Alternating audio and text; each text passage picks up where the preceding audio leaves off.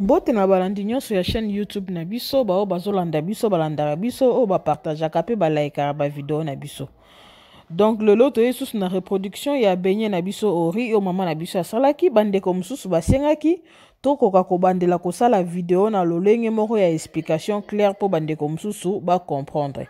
Yango mama na biso Nash aye kobandela biso recette oyo de yo mutozotala vidéo avant o banda kolanda vidéo s'abonner na nous pe partager vidéo avant o banda kolanda. Merci na tiki bino bolanda recette na biso. Pour faire le beignet au riz, il nous faut du riz, du lait en poudre, les œufs, sucre vanillé, du sucre et de la farine. Et il nous faut un bol pour faire tous nos mélanges.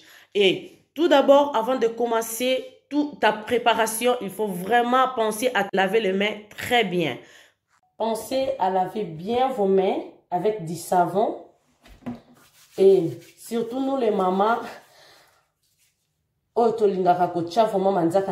faut vraiment penser à bien nettoyer les ongles là. Parce qu'il y a les microbes qui se cachent dedans.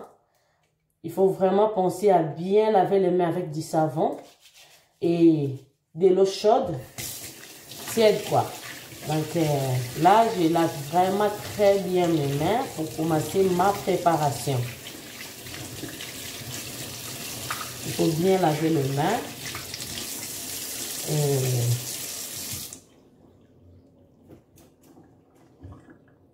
Bien rincer les mains. Il faut vraiment rincer tes mains avec une serviette bien propre. Comme cela, c'est propre. Et toujours rangé.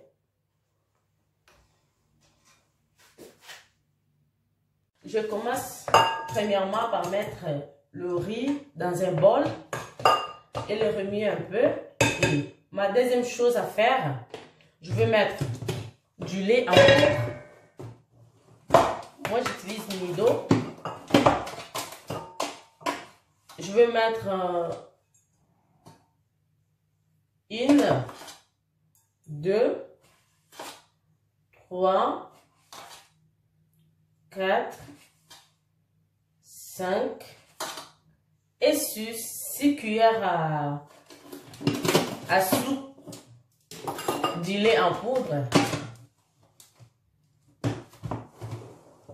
et du sucre maintenant. Je vais mettre à peu près 1, 2, 3 cuillères parce que na bandina nous na loso nanga na tie loso nanga na kati ya bol et nazo kopanza na no moni loso bela ki moi ya kolemba. Du coup il faut kopanza ona ba mbuma wana et panzana avec je vais mettre 2 sachets du sucre vanillé.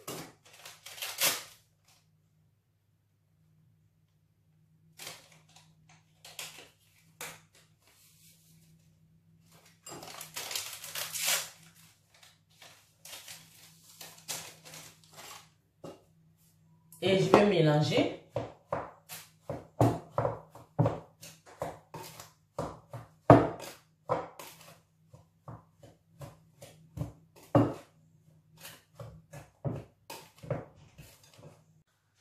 Et ça dépend de la quantité à l'os oyo oza nango.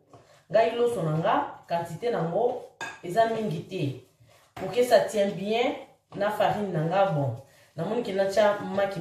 Tu peux mettre l'os peut que vous appelez ébélé au CPK à 3 bon. Ça dépend. Déjà air tozo lamba qu'est-ce que ça donne? Si tu vois que ça mélange, il y a maki na biso et changer pe ni na biso l'os na biso forme. Tu vois, il y a ça qui est un peu sec là maintenant est comme un peu mouillé. Là tu comme na presque tout la recette na biso presque. Tu retiens ce qu'il faut farine, la kati ya mélange na biso. Pas beaucoup, il faut vraiment faire attention et les kate pour l'os na recette na biso eza mi kate ya l'oso. Donc l'os phase là vraiment présent na recette na biso. Donc mak eza pour nous permettre biso l'oso akangama bien quoi. Mi kate na biso mélange na ye a komi kilo. Ozomona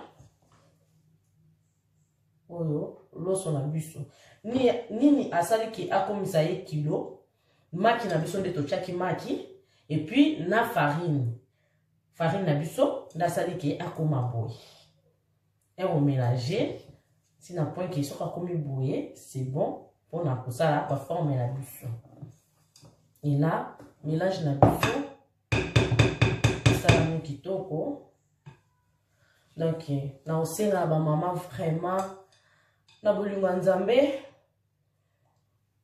to sunga bandako na biso to bwaka mingi baloso de fois ya la kaso etika libongo au moins sur le concert na ote otie na poubelle bana batiki baloso na basani donc gaspillage donc pour na éviter gaspillage na bandako na biso donc to trouver recette une parce que elle représenter bana loso olambi boye mwana auza intéressé parce que boyebi bana biso na poto balingi mikate.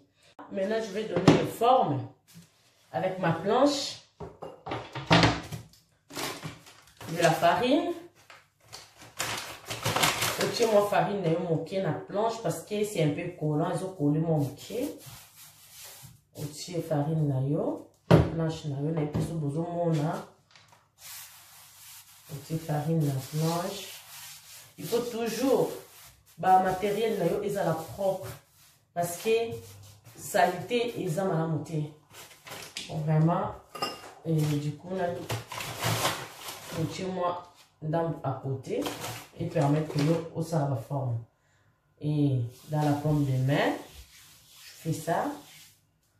La paume de main na yo vraiment faut la bague parce que et que ma pe biloko pa mama il faut to pensaka na kolongola ba bague na biso mbo vraiment il faut kolongola ba bague na biso maboko vraiment ezala polele ou otie ba gants so comme ki bague na ezo bimate to ko bimate otie ba gants na yo pour que pour toza na kosa kolesa bana na biso biloko oyo eza vraiment propre pour tout ça na propreté ebele.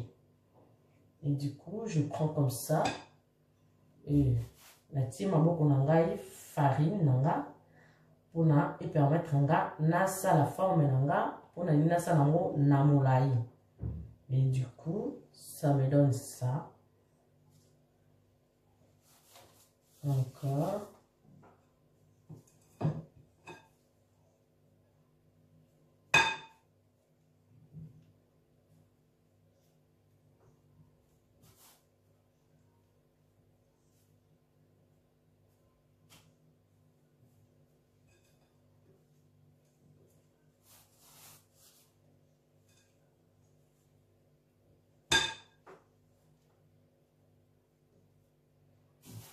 Il faut vraiment pour ça la boule na yo so pour lingi yango ya ba boule kaka yo mais nga vraiment na lingi yango boye pour ezongisa na image et tono lion en Afrique hein maman na mi kati bando c'est la bus vraiment ça donne envie, ça nous rappelle la belle époque quoi.